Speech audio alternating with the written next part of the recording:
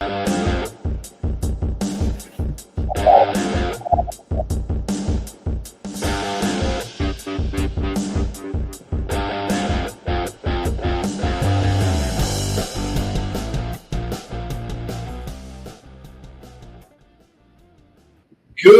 morning, hockey fans. This is Stephen Heisler with HeisHockey.com, the Victorious Hockey Company, and the getting busy again junior hockey discussion group on Facebook.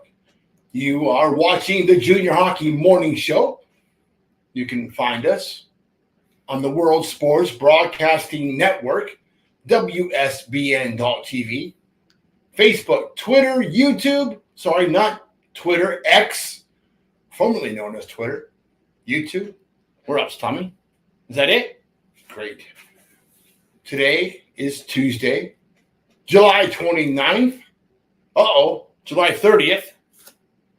Is that correct? There we go. So, in today's article, will not be popular with a lot of pay-to-play operators, especially within the North American 3 Hockey League. Probably not popular with the North American Hockey League at all, but it is this. If I were king, it would break the chains for players, especially between seasons. As it sits right now, if you are in the USHL, the North American Hockey League, North American 3 Hockey League, and it's the end of the season, you are stuck within that league to that team that you were on. Maybe the coach changes during the offseason. Maybe the coach got fired. Maybe promises were kept. Maybe the bill situation was a disaster. Whatever reason, if you want to remain in that league, you are at the mercy of that team. Now, for most operators and most teams, players are okay with going back. But the problem is players are not always happy with the team they were on. Things happen. Things change. Things develop. Maybe he's not getting along with the teammates, his billet father, the coach, the owner, whatever it is. Listen, coaches are not always honest. Situations do change. And one way to maintain standards, since tier standards are no longer part of the equation, used to be tier 1, 2, and 3 standards were in the USA Hockey Annual Guide. They're long gone. There are no such thing anymore. Leagues have to maintain standards. The problem is they're not published, and they vary from team to team. At the tier 2 level, let's say this. At the tier 1 level, we don't hear a lot of complaints. The USHL does things the right way. The USHL polices itself. You're not hearing a lot of complaints out of the USHL at all. Let's just say it. Haven't heard a complaint from a USHL team or player in years. The last complaint I heard was 2 or 3 years ago when a player was let go, was told to go home, wasn't utilizing practice ice, wasn't utilizing a billet, was sent home and was iced for over a month because the team was trying to get something for that player in a trade. In order to go to a lower level team, they wanted thousands of dollars. Meanwhile, that player is sitting home not getting any development at all, not what he signed up for. But that was the last complaint. Yeah, those kids in Omaha made a mess of things. I get it. I appreciate what they did. They came together as a unit and got what they deserved. That was good. But overall, especially since Glenn Heffron's been in charge of the USHL, complaints have been at the minimum. Cannot say the same thing for the 3HL or the North American Hockey League.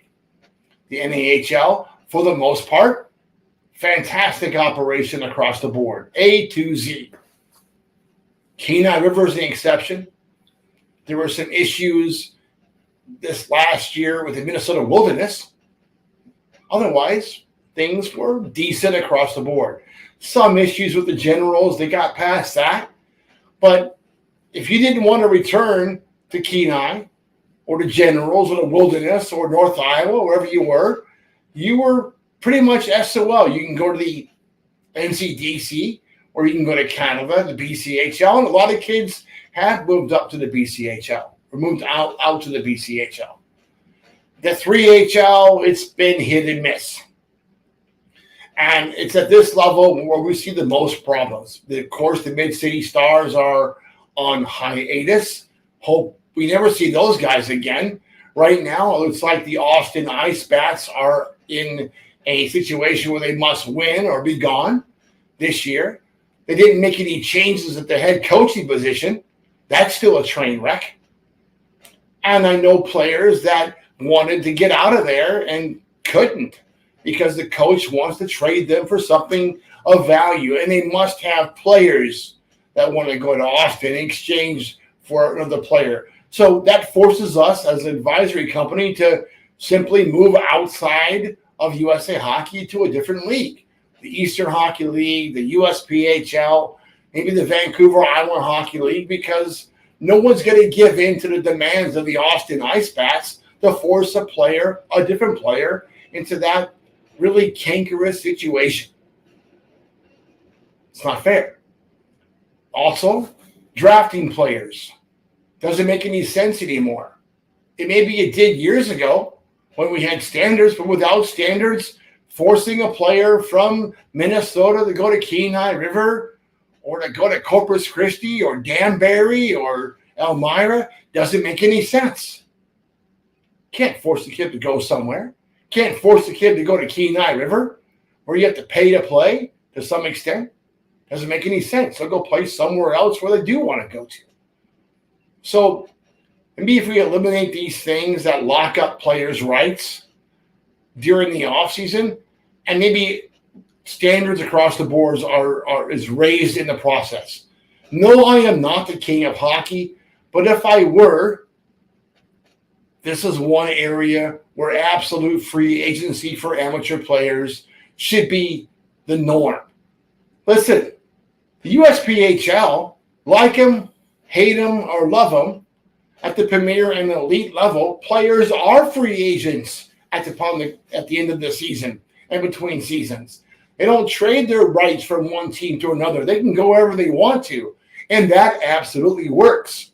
It forces bad operators out of the game, or it makes them raise their standards to attract more players. Some guys simply don't care. I get it.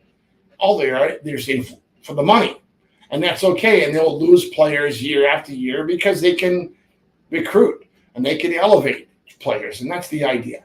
Maybe some kids that were at elite might play for a substandard operator if it means they get to the premier. I get it, but it works. The USPHL is proving it. The Vancouver Island League is going to prove it. EHL, we'll see what happens there. All right, that's it for today. The bottom line is simple. Break the chains, standards are raised. USA Hockey, you want to keep this system in place and put the standards back in place and hold teams and operators to the fire. Until you do that, let the bodies hit the floor. We're breaking the chains with or without you. That's it for today. Hope that you enjoy your morning coffee and have a great day in hockey.